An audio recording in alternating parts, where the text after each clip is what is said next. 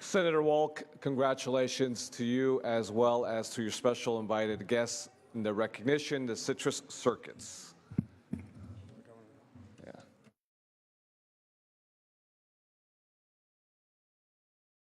Colleagues, we're going to still stay with privileges of the floor. We have one more introduction. Senator Jim Nielsen. Mr. President and ladies and gentlemen of the Senate, at the back of the chambers, we have a former member of the state legislature, a former assemblyman and United States Congressman, Mr. Bill Baker, a stalwart debater, a wonderful member of this honorable body once upon a time. Bill, welcome back.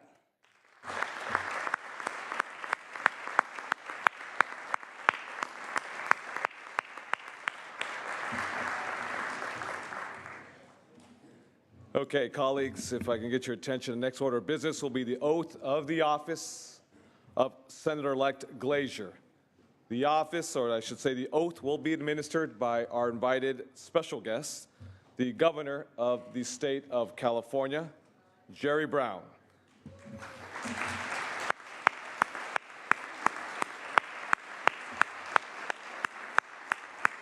My puppy has damaged my shaking hand. Okay. All right. Raise your right hand. Or which one do you put on the Bible, actually? I think you got it right. Whatever it is, you do which one you want. All right.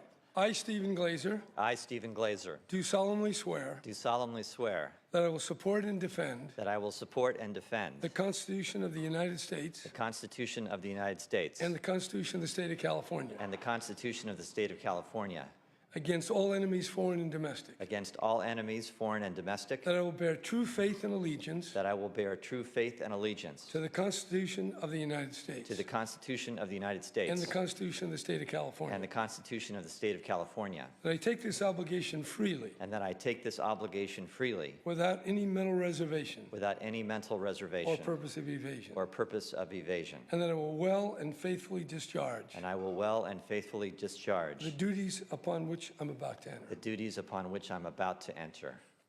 You got it. Hey. Congratulations. To my wife, Melba, thank you. Thank you. Thank you. Oh, I have to sign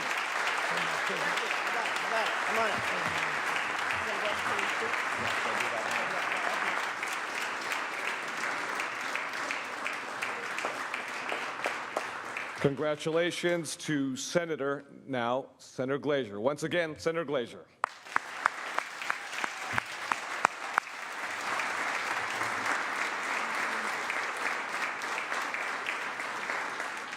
And thank you very much to our great governor of the great state of California. He's putting his John Hancock to make sure you're actually a real senator. With that, again, thank you very much. Great governor of the state of California, Governor Jerry Brown.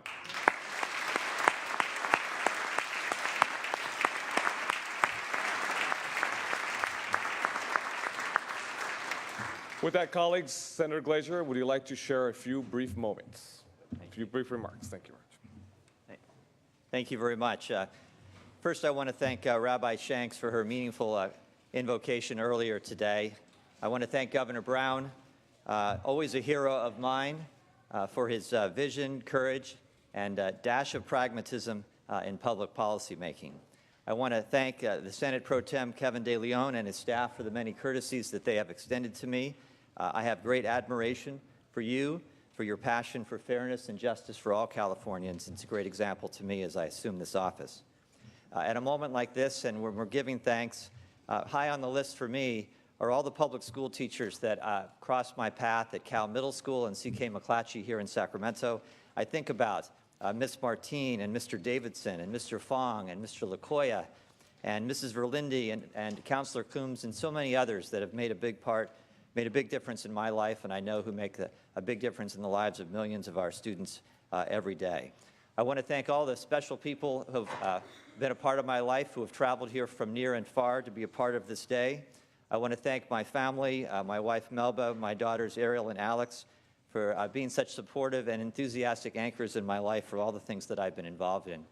I thank my parents who have passed, not here today, for their gentle guidance, really, and service by examples that were inspirations to me in my life. All of us come here to the Senate floor with unique experiences and backgrounds. As I mentioned, I was born and raised here in Sacramento. As a 13-year-old, I took the bus on Freeport Boulevard up here to the neighborhood of the Capitol to work on a campaign for governor in 1970 because I thought that elections mattered. Even at that age, I saw and felt the struggle for civil rights. I felt the concerns about the war in Vietnam and worries about nuclear proliferation.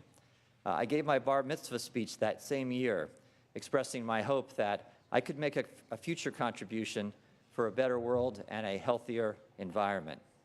I worked a minimum wage job during high school, a couple miles from the Capitol, sweeping floors at an Orange Julius and working at a Jim Boy's Tacos. I was a busboy during college to help pay the rent. And after coming up short on my application to be a Senate fellow, I did end up working in the state capitol in various capacities. But then I took a break, and I spent 5 months picking oranges and grapefruits in the orchards of a kibbutz in Israel. And it gave me a great deal of appreciation for all those who grow and harvest our food. I have always felt the pull of public service as my highest calling, and so I am here today, humbled and honored to serve with some old and some new friends in the state Senate. I want to thank the members of the Senate for their warm welcome. I especially want to thank the voters of the 7th District for their trust in my ability to represent them in the capital of the greatest state of the Union. Thank you very much.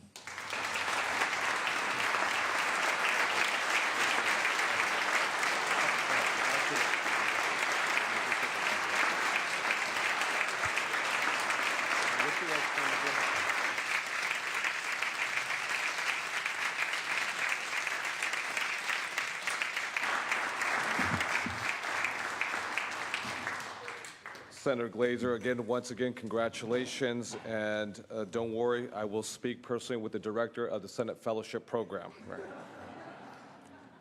Colleagues, with that, we're going to continue to work the file. We're going to go back to Senate third reading file, item number 18. That is Ms. Jackson, file item number 18. We're going to pass file item number 19. Mr. Wachowski. Mr. Wachowski, Secretary, please read. Senate Bill 413 by Senator Wachowski, an act relating to public transit. Mr. President and members of the Senate, currently right now, if an adult does some prohibited activity on one of our transit systems, they can either be cited administratively or prosecuted criminally. Unfortunately, minors do not have that same opportunity. They can only be cited criminally. So SB 430 would allow transit agencies to use the administrative process to cite and process minors, thereby avoiding the criminal process. It would eliminate this unequal burden that you have, that students and their parents have to miss work and miss school in order to remedy the situation. It also adds some uniformity with the Public Utilities Code and the Penal Code for these violations, and I urge an aye vote. Thank you, Senator. Any debate or discussion on this item? Any debate or discussion? Seeing and hearing none, Mr. Secretary, please call the roll. Allen. Aye. Anderson. Aye. Bates. Aye. Bell. Aye. Berryhill. Aye. Block. Aye. Cannella. Aye. De Leon. Aye. Fuller. Aye. Gaines. Aye. Galgiani. Aye. Glazer. Aye.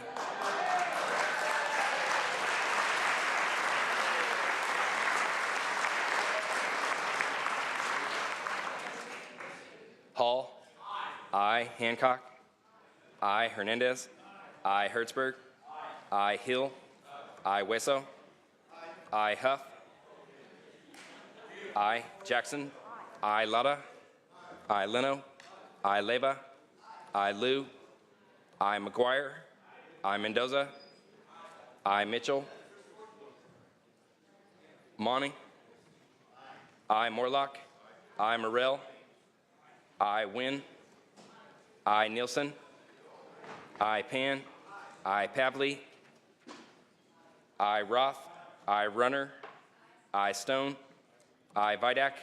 Aye. Wachowski. Aye. Wolk. Wolk, aye. Please call the absent members. Mitchell? Aye. Ayes 40, no 0. We have a full house. The measure passes.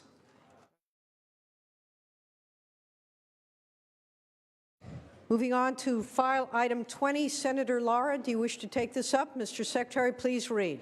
Senate Bill 482 by Senator Lara, an act relating to controlled substances. Senator Lara. Thank you, Madam President and members. SB 482 will require prescribers issuing Schedule II and Schedule III drugs to consult California's Controlled Substance Utilization Review and Evaluation System, known as CURES, before prescribing. Prescribing prescription drug overdoses claim tens of thousands of lives every year. Nearly 23,000 people died from overdose of pharmaceuticals in 2013 nationally, more than 70% of them from prescription painkillers. This is a serious problem, and we have the responsibility to do everything we can to keep our Californians safe.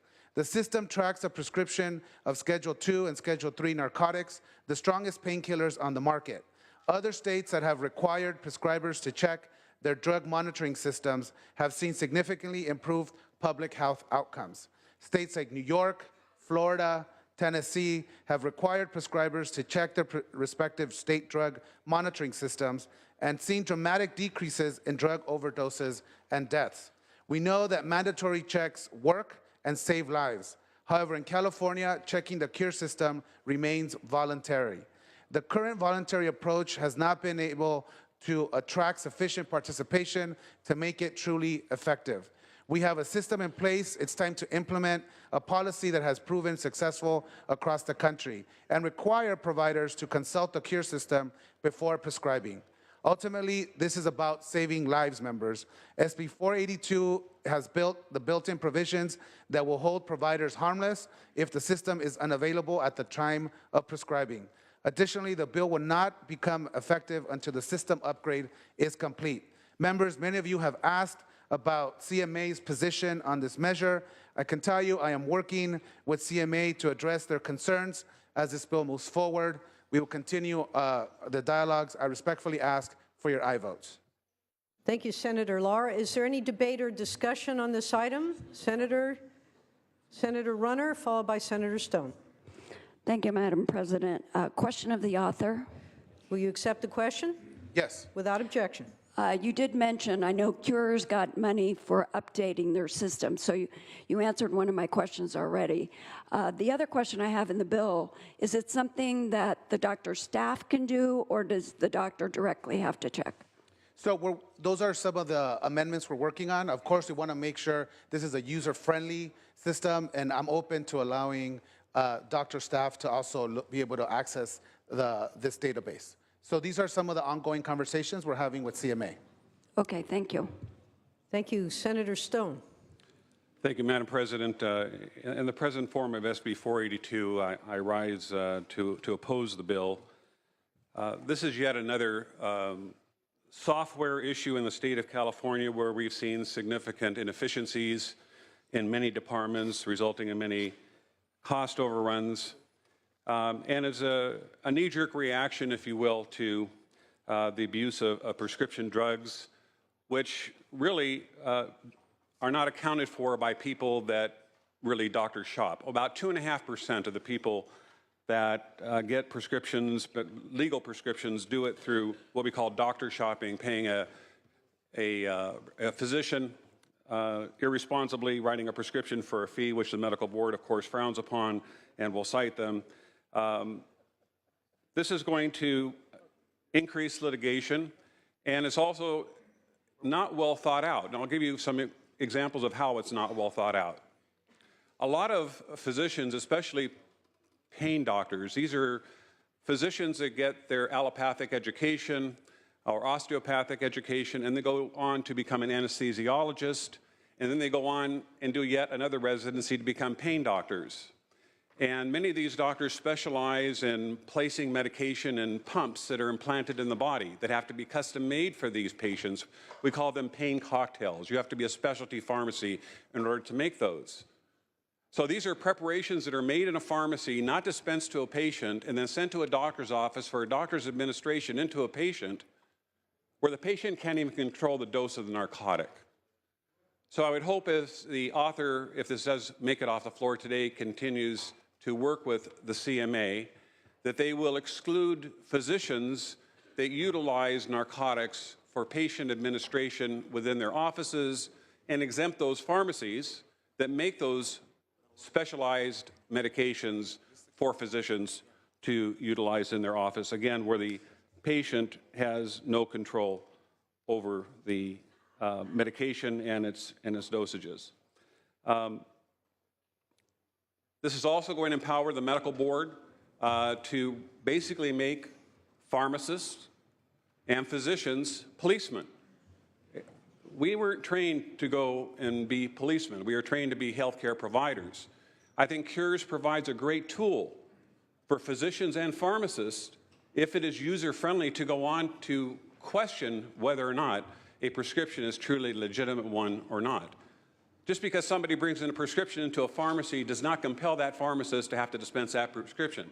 A pharmacist can refuse to fill a prescription if they even feel, without even asking a patient any information, if they feel it's fraudulent, they don't have to fill it.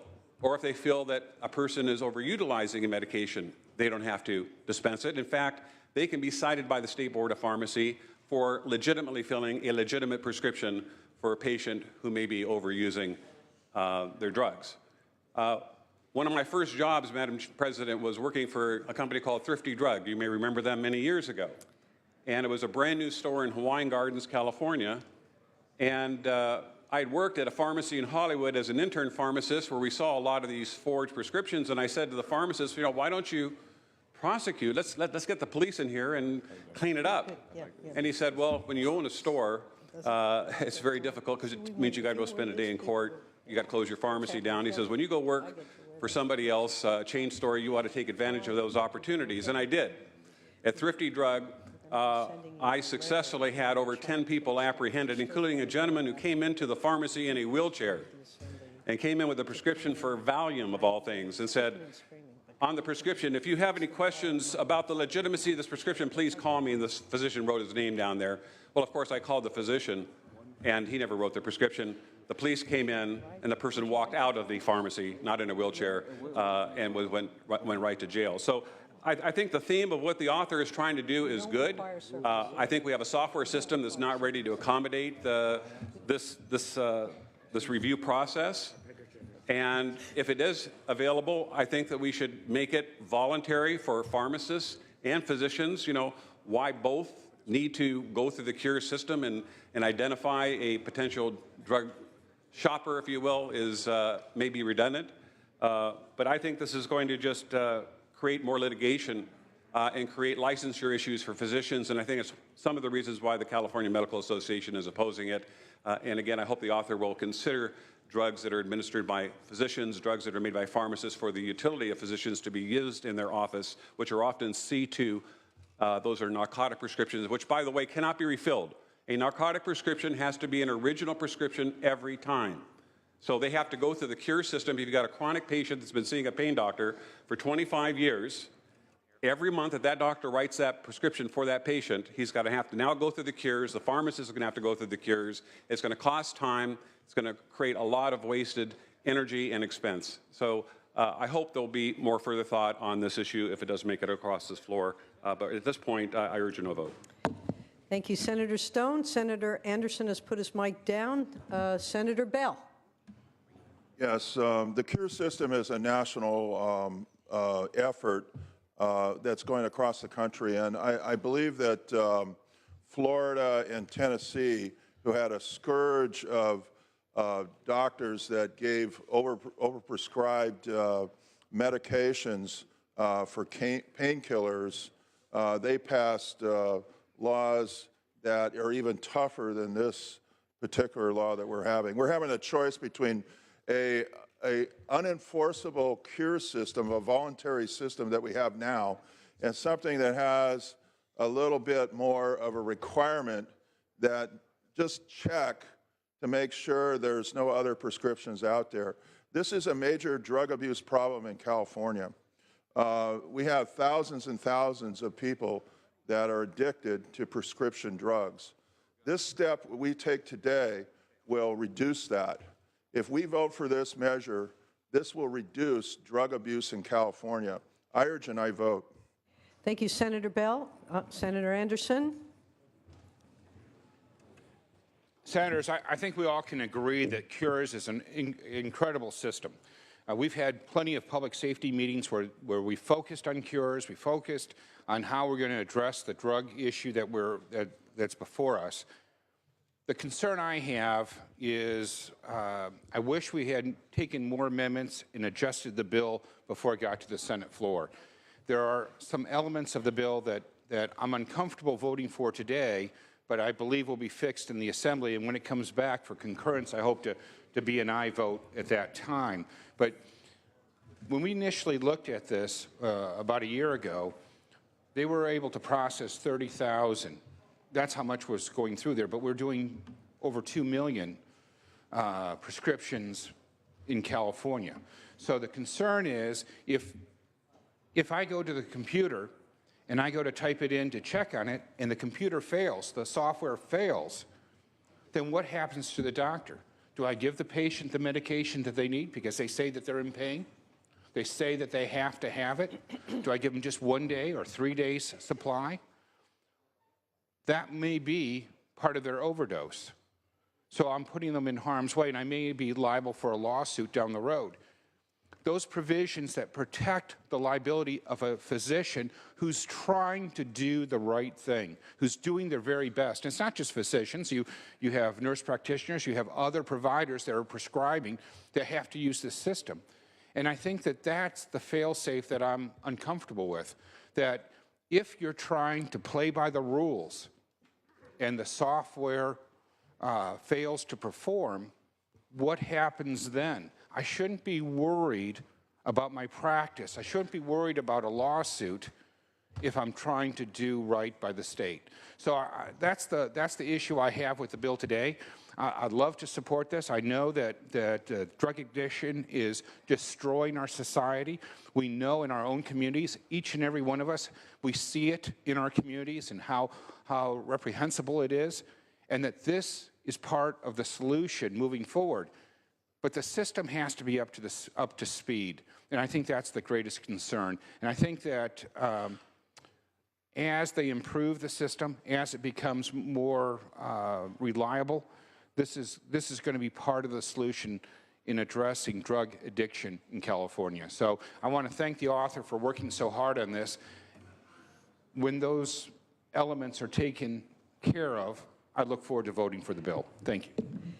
Thank you. Any further debate or discussion? Seeing and hearing none, Senator Lauer, you may close. Thank you, Madam President. You know, to my esteemed colleague from Temecula, who's very eloquent, you know, we're entitled to our own opinions, but not to our own facts.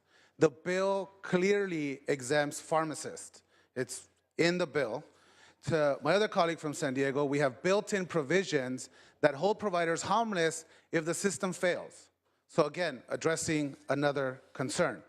And if we call 23,000 people that have died because of overdose a knee-jerk reaction, I have no answer to that. 23,000 people have died in 1 year over prescription drug overdose. Members, to me, that is not a knee-jerk reaction. I respectfully ask for your aye vote. Thank you, Senator Lauer. All debate having ceased, Mr. Secretary, please call the roll. Allen? Anderson? No. Bates? No. Bell? Aye. Berryhill? No. Block? Aye. Canella? Aye. De Leon? Aye. Fuller? No. Gaines? No. Galgiani? Aye. Glazer? Aye. Hall? Aye. Hancock? Aye. Hernandez? Aye. Hertzberg? Hill? Aye. Weso? Aye. Huff? Jackson? Aye. Lada? Aye. Leno? Aye. Leva?